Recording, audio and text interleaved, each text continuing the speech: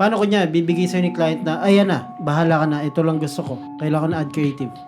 Bibigyan ko siya ng brand guidelines. Papakita ko yung mga mangyayari sa mga ads niya, kung ano yung kulay, font, text. Based dun sa logo and brand niya. Dun siya kukuha ng color na brand guidelines. Hindi yung ginawa lang. Kung medyo, sasabihin ko naman sa kanya na, ma'am, palitan natin yung logo niyo. Medyo luma na.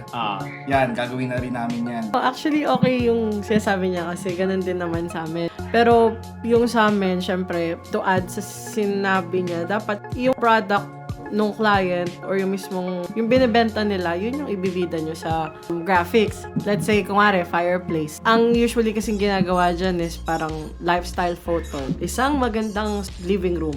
Tapos may sofang maganda, may plant na maganda, tapos may katiting na fireplace. Tapos lalagay mo, kunwari, fireplace sale.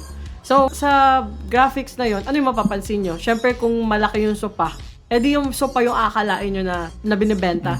So, ang maganda din yan is always, pag unang kita mo ng product, dapat yung mata ng mga customer, malalak ka agad dun sa product.